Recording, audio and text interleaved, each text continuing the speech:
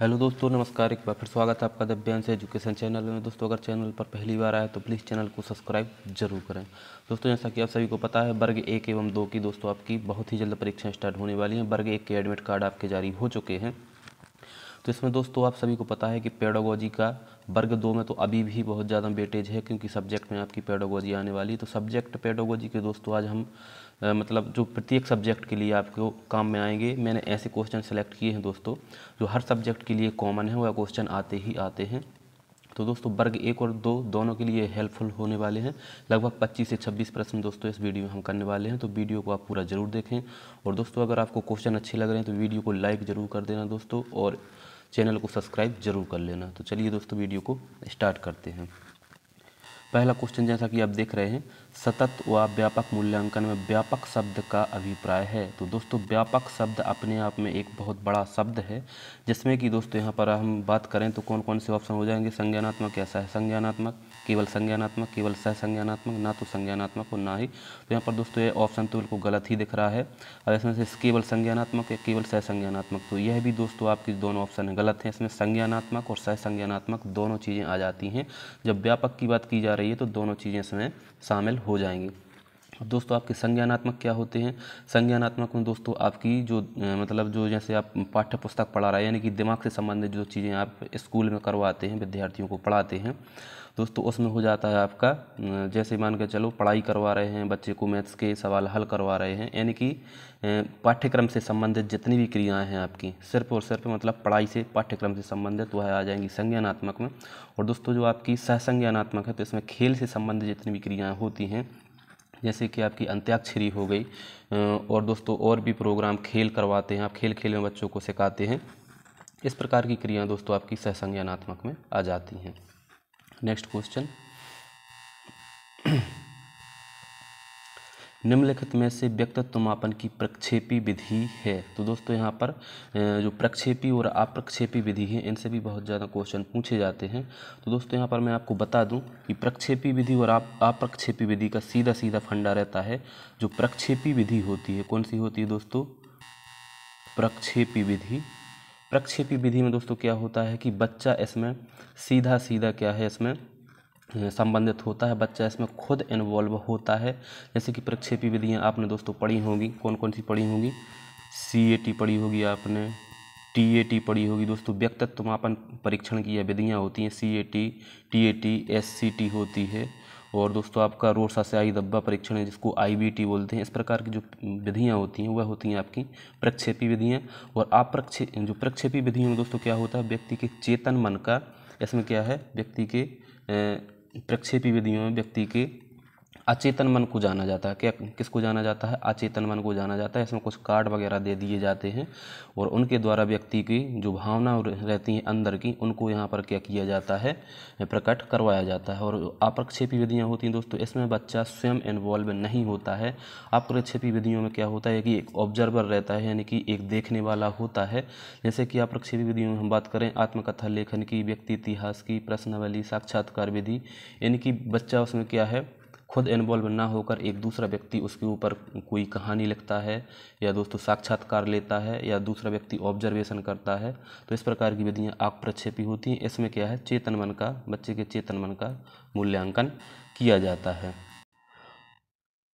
तो दोस्तों यहाँ पर हमें बताना है कि प्रक्षेपी विधि कौन सी है। तो यहाँ पर दोस्तों आपकी जो रेटिंग स्केल है, रेटिंग स्केल आपकी प्रक्षेपी विधि में नहीं आएगी, रेटिंग स्केल नहीं होगी। यहाँ पर आप ऑब्जर्वेशन यानी कि अवलोकन, यह भी दूसरा करता है, यह भी नहीं होगी।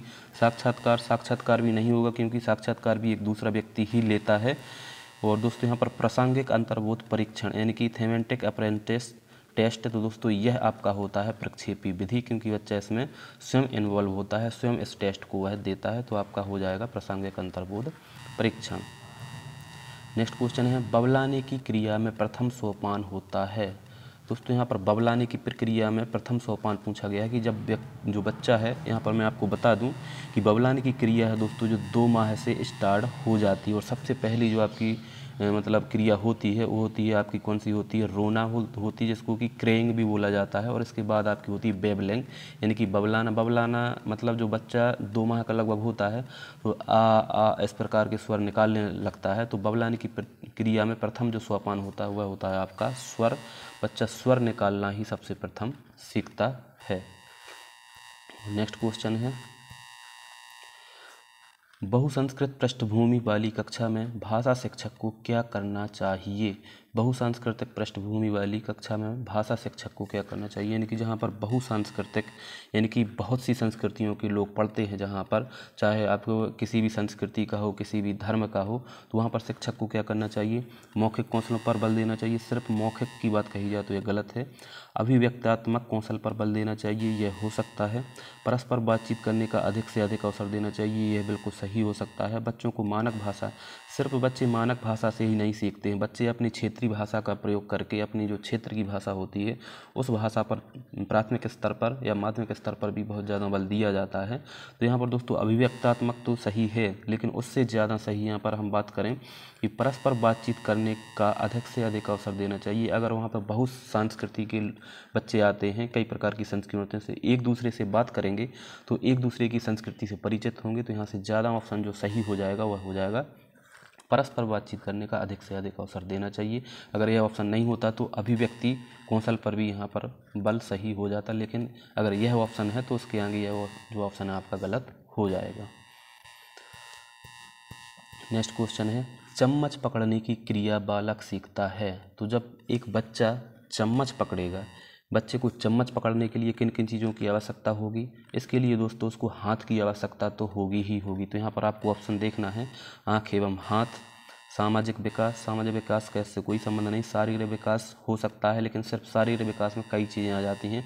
मांसपेशियों का विकास, तो यहाँ पर दोस्तों हमें 2 चीज़ों की आवश्यकता होगी, आँख एवं हाथ के समन्वय से। जब बच्चा क्या करेगा, आँख को सही जगह पर देखना स्टार्ट कर देगा और उसको हाथ को भी उसी जगह पर ले जाना स्टार्ट कर देगा, तो आँख एवं हाथ के समन्वय से ही बच्चा चम्मच पकड़ने की क्रिया कर सकता है। तो इसका जो ऑप्शन है फर्स्ट सही हो जाएगा। नेक्स्ट क्वेश्चन है, भाषा की कक्षा में समाचार पत्र पत्रिकाओं का उपयोग यह सुनिश्चित करता है कि। जब एक भाषा की कक्षा में दोस्तों समाचार पत्र पत्रिकाओं का उपयोग हो रहा है तो यह क्या सुनिश्चित करेगा? शिक्षण सामग्री का प्रयोग हो रहा है, जी बिल्कुल यह हो सकता है। बच्चों की भाषा पर समाचार पत्र पत्रिकाओं का प्रभाव पड़े, ऐसा जरूरी नहीं है कि भाषा पर इनका प्रभाव पड़े इसलिए इनका उपयोग हो रहा है, यह गलत है। बच्चों को मुख्य शीर्षक याद रहे, यह भी गलत है, मुख्य शीर्षक इसका कोई उद्देश्य नहीं है।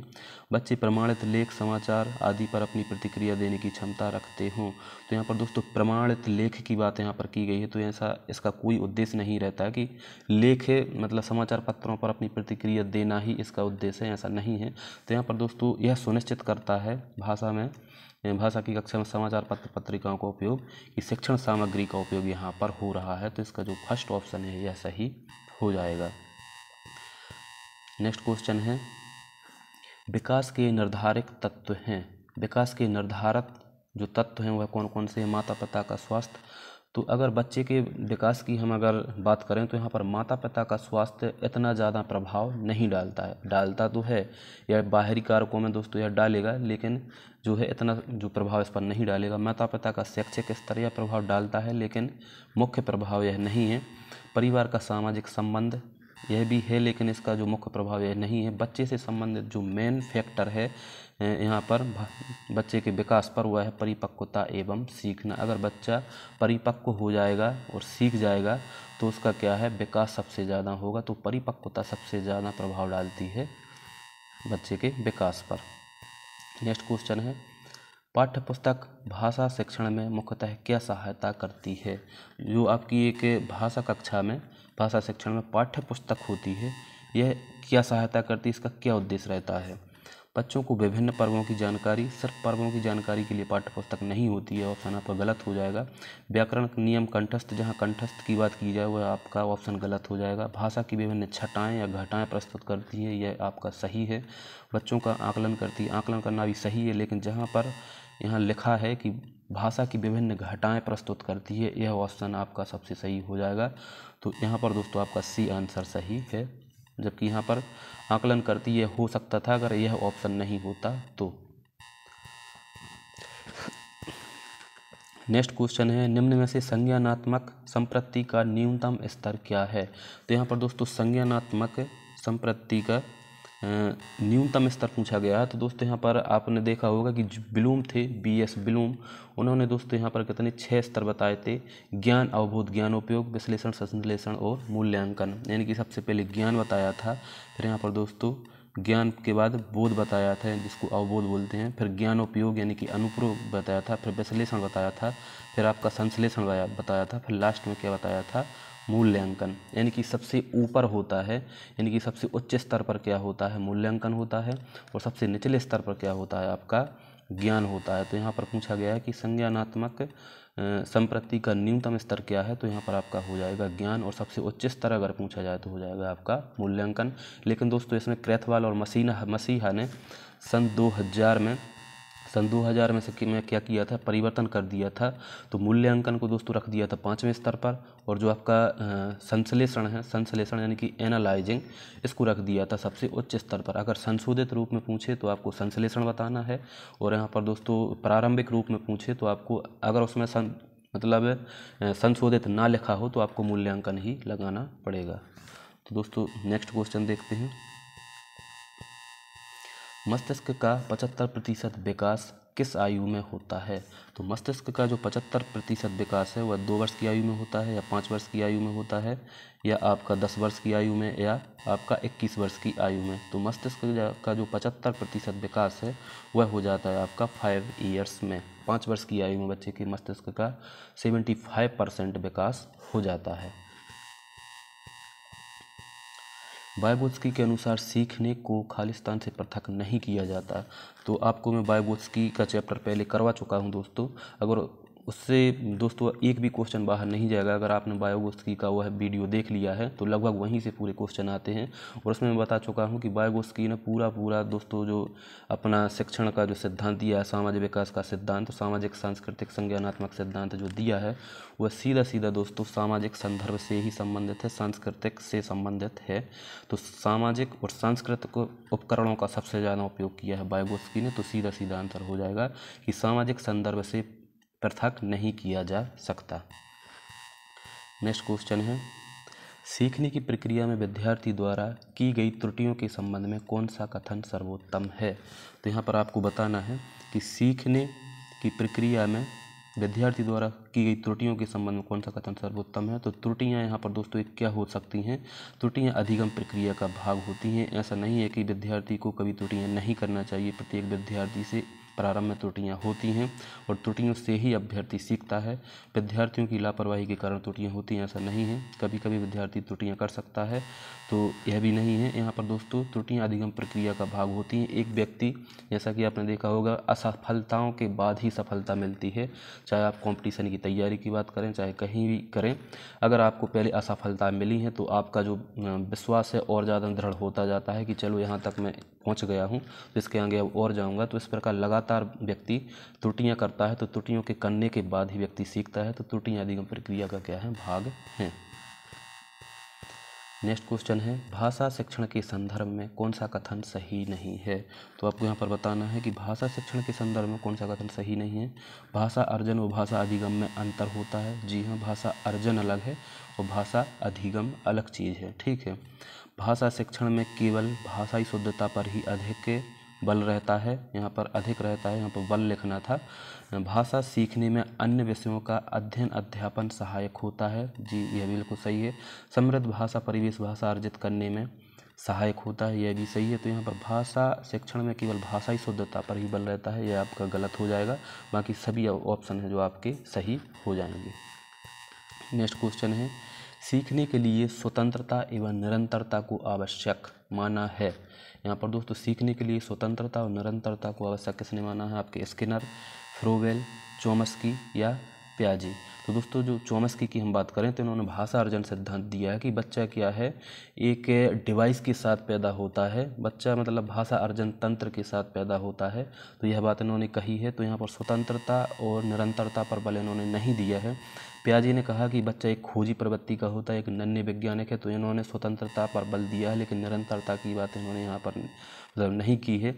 और यहाँ पर दोस्तों अगर हम फ्रोवेल की बात करें तो इन्होंने कहा है, इन्होंने किंडरगार्टन विधि दी थी जिसमें माना है कि बच्चे क्या हैं, एक मतलब बाग के फूल हैं और टीचर क्या है वहाँ का माली है। तो यहाँ पर दोस्तों इन्होंने सबसे ज़्यादा स्वतंत्रता और निरंतरता पर बल दिया कि बच्चे को स्वतंत्र रूप से छोड़ दिया जाए एक बाग में तो वह अपने आप ही सीखता रहता है। तो स्वतंत्रता और निरंतरता पर बल दिया हुआ सबसे ज़्यादा दिया है फ्रोवेल ने।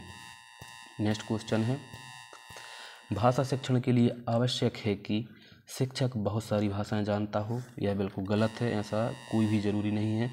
भाषा का व्याकरण अच्छी तरह याद हो, याद की बात की जाए तो यह बिल्कुल गलत है। अलग अलग संदर्भ में भाषा का प्रयोग की अवसर, यह बिल्कुल सही है। शब्दार्थ के लिए शब्दकोश का प्रयोग, ऐसा कोई ज़रूरी नहीं है कि शब्दकोश का ही प्रयोग करें, शब्दार्थ के लिए कहीं से भी आप कनेक्ट करके बता सकते हैं। तो दोस्तों यहाँ पर सबसे जो अच्छा ऑप्शन है कि अलग अलग संदर्भ में भाषा का प्रयोग आना चाहिए और इसके प्रयोग के अवसर भी दिए जाने चाहिए। तो सी ऑप्शन इसका बिल्कुल सही हो जाएगा।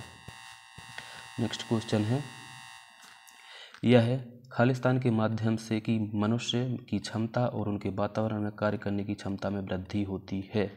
तो यहाँ पर दोस्तों हमें बताना है कि मनुष्य की क्षमता और उनके वातावरण में कार्य करने की क्षमता में वृद्धि कैसी होगी। सिर्फ बैठने से, यह गलत है। सोने से, यह भी गलत है। और दोस्तों यहाँ पर वॉकिंग यानी कि सीख रहा हूँ इससे, या चलने से। तो दोस्तों यहाँ पर बात है हो रही है किसकी, लर्निंग की, यानी कि सीख रहा हूँ। लर्निंग दोस्तों इंग्लिश में आपको दिख रहा है अधिगम और हिंदी में लिखा है सीख रहा हूँ, तो वही मतलब है अधिगम लर्निंग का कि मैं सीख रहा हूँ। तो यहाँ पर सीख रहा हूँ या लर्निंग के माध्यम से एक मनुष्य क्षमता और उनके वातावरण में कार्य करने की क्षमता में वृद्धि होती है। निम्न में से उपचारात्मक शिक्षण की सफलता मुख्यतः किस पर निर्भर करती है। तो यहाँ पर आपको बताना है कि उपचारात्मक शिक्षण की सफलता किस पर निर्भर करती है। केवल बच्चों की सामाजिक सांस्कृतिक पृष्ठभूमि पर, केवल बच्चों की भाषागत त्रुटियों की सूची बनाने पर, केवल बच्चों की भोज्य पदार्थों की व्यवस्था पर, समस्याओं के कारणों की सही पहचान पर। तो कल मैं आपको बता चुका हूँ कि उपचारात्मक शिक्षण कभी मतलब तभी आपका सफल होता है जब समस्या के कारणों की सही पहचान हो जाए, यानी कि उन चीज़ों का निदान हो जाए, तभी आपका सही उपचारात्मक शिक्षण हो सकता है। तो यहाँ आपका सही आंसर हो जाएगा कि समस्या के कारणों की सही पहचान पर। नेक्स्ट क्वेश्चन, विकास में निश्चित क्रम पाया जाता है। तो विकास में कौन सा क्रम पाया जाता है। सिर से पाँव तक, धड़ से कमर तक, कमर से पाँव तक, पाँव से सिर तक। तो यहाँ पर दोस्तों आपको बताना है, जो यहाँ पर आपको दिख रहा है पाँव से सिर तक विकास कभी नहीं होता है, या उल्टा ऑप्शन दिया गया है। जो आपका विकास होता है सिर से पैर तक, जिसको कि आपने पढ़ा होगा दोस्तों बाल विकास में, इसको क्या बोला जाता है, सेफेलोकोडल सिद्धांत। जो आपका फ्रॉम हेड टू लेग्स के लिए जाता है, यानी कि सिर से पाँव तक आपका जो विकास होता है, इसको बोला जाता है सेफेलोकोडल, इसको बोला जाता है दोस्तों सेफेलोकोडल सिद्धांत, यानी कि सिर पदाभिमुख सिद्धांत भी इसको बोला जाता है और सिर से पांव तक विकास का सिद्धांत भी इसको बोला जाता है।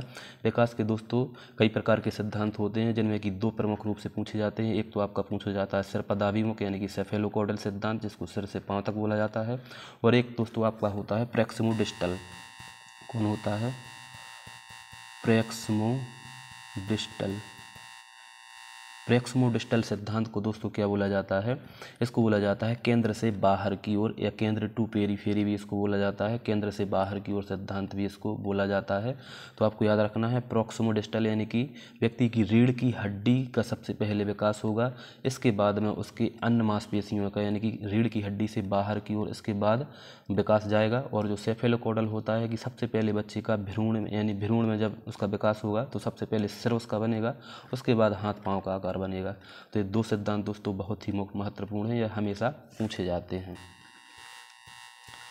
नेक्स्ट क्वेश्चन है, मूल्यांकन का मुख्य उद्देश्य होता है यह जानना कि बच्चों ने कितने पाठ पढ़े हैं, शिक्षक ने कितने पाठ पढ़ाए हैं, बच्चे कैसे सीखते हैं, अगली कक्षा में उन्नत करना। तो यहाँ पर दोस्तों मूल्यांकन का जो मुख्य उद्देश्य होता है, बच्चों ने कितने पाठ पढ़े हैं यह मायने नहीं रखता है, शिक्षक ने कितने पढ़ाए हैं यह मायने नहीं रखता है, बच्चे कैसे सीखते हैं यह मूल्यांकन का मुख्य उद्देश्य होता है।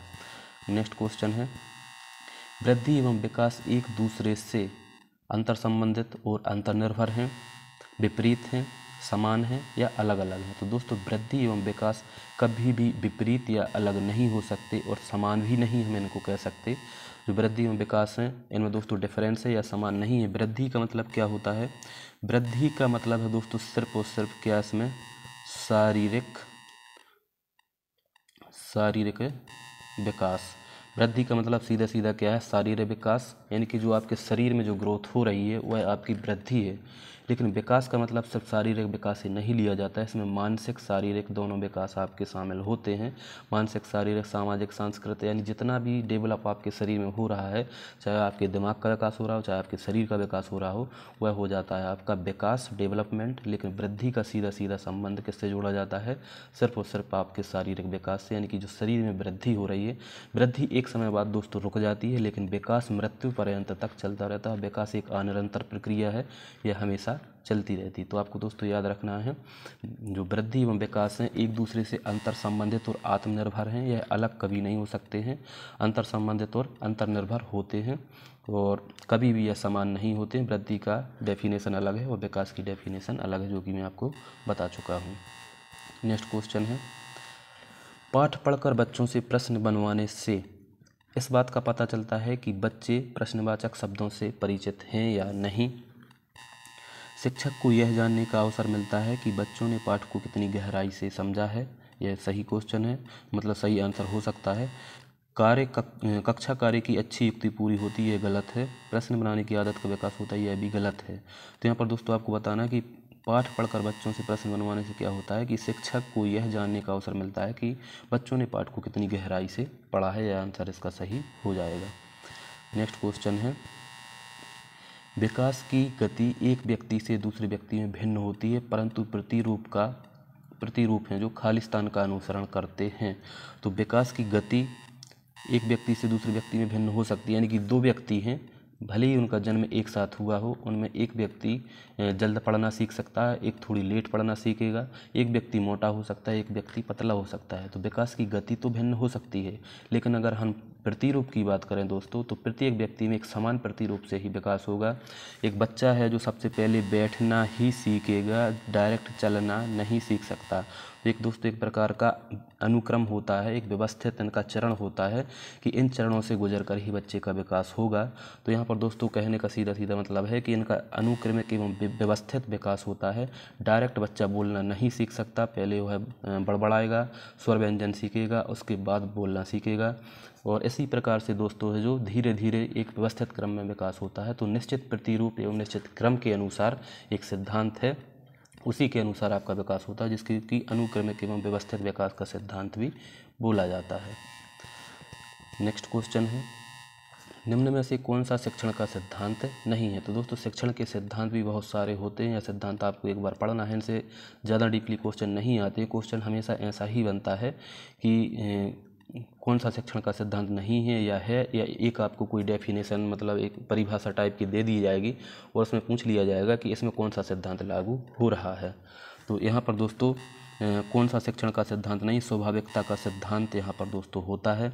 मूर्त से अमूर्त की ओर, यह भी सिद्धांत आपका होता है। निगमन से आगमन की या सरल से कठिन की, तो सरल से कठिन की ओर भी होता है। निगमन से आगमन की ओर कोई सिद्धांत नहीं होता है, आगमन से निगमन की ओर होता है, जिसको कि दोस्तों उदाहरण से नियम की ओर भी बोला जाता है। निगमन से आगमन को दोस्तों इसका विपरीत है, आगमन से निगमन की ओर सिद्धांत होता है, जिसको कि उदाहरण से नियम की ओर सिद्धांत भी बोला जाता है। तो यहाँ पर आपका जो ऑप्शन सही है सी हो जाएगा।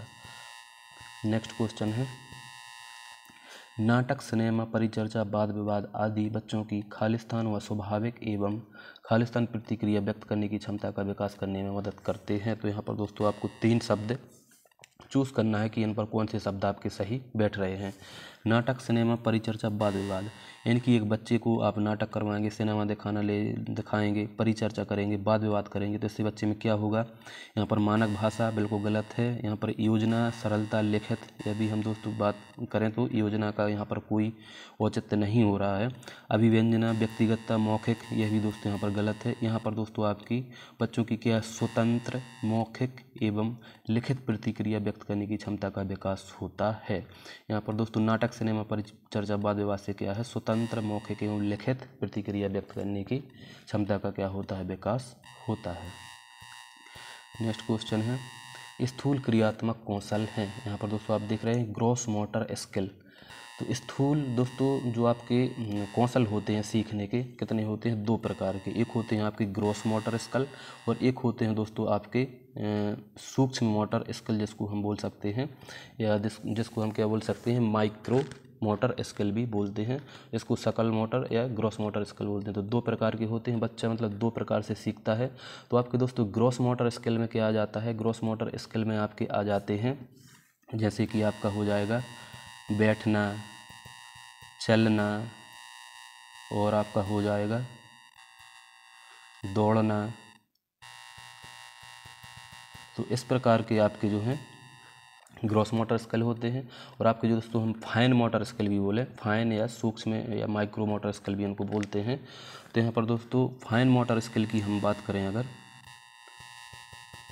फाइन यानी कि सूक्ष्म में आपको शब्द से ही समझ में यहाँ पर दोस्तों आ रहा होगा। सूक्ष्म में आपके जैसे लिखना हो गया या ड्राइंग करना या अन्य कोई ऐसी चीज़ें दोस्तों जैसे शर्ट के बटन लगाना, मतलब जो उंगलियों से जो चीज़ें की जाती हैं और जो बारीक चीज़ें होती हैं जिनको हम सीखते हैं, ड्राइंग करना, लिखना या कोई चीज़ें पढ़ना, याद करना, इस प्रकार की जो चीज़ें होती हैं दोस्तों आपकी किस में होती हैं, फाइन मोटर स्किल में आती हैं। जिसमें कि आप यहाँ पर देखेंगे, आपको बताना है कि स्थूल क्रियात्मक कौशल है। तो स्थूल में दोस्तों आपका लिखना या ड्राइंग करना यह किस में आ जाएगा, फाइन में आ जाएगा। चित्रकारी भी आपकी फाइन में आ जाएगी। लेकिन जो चलना या यहाँ पर दोस्तों हम बात करें पकड़ना, जो कैचिंग लिखा है दोस्तों इसका मतलब है पकड़ना। तो पकड़ना में भी दोस्तों उंगलियों का उपयोग हो रहा है। तो यहाँ पर जो चलना है आपका, चलना आ जाएगा ग्रॉस मोटर स्किल में। लेकिन आपका जो कैचिंग यानी कि पकड़ना, चित्रकारी करना या लिखना, यह सब आपकी फाइन मोटर स्किल में आ जाएगी, जिसको कि सूक्ष्म मोटर स्किल भी बोला जाता है। नेक्स्ट क्वेश्चन है भाषा अर्जित करना खालिस्तान होता है। तो भाषा अर्जित करना दोस्तों यह सबसे ज़्यादा पूछे जाने वाला क्वेश्चन है। भाषा अर्जित करना क्या होता है, सहज एवं स्वाभाविक होता है। नेक्स्ट क्वेश्चन है दोस्तों, बस इतने ही क्वेश्चन थे। अगर दोस्तों आपको क्वेश्चन अच्छे लग रहे हैं तो प्लीज़ दोस्तों लोगों को शेयर जरूर करें वीडियो को। मैं कभी शेयर और लाइक और सब्सक्राइब की ज़्यादातर बात नहीं करता हूं। तो दोस्तों चैनल को सब्सक्राइब जरूर कर लेना और वीडियो को लाइक कर देना दोस्तों, और चैनल को सब्सक्राइब जरूर कर लेना और दोस्तों को शेयर भी करें दोस्तों, क्योंकि यह हेल्पफुल क्वेश्चन होने वाले हैं। हमेशा यह क्वेश्चन दोस्तों पूछे जाते रहते हैं और आगे भी पूछे जाते रहेंगे। तो दोस्तों मिलते हैं बहुत ही जल्द नेक्स्ट वीडियो में। जब तक के लिए बहुत बहुत धन्यवाद।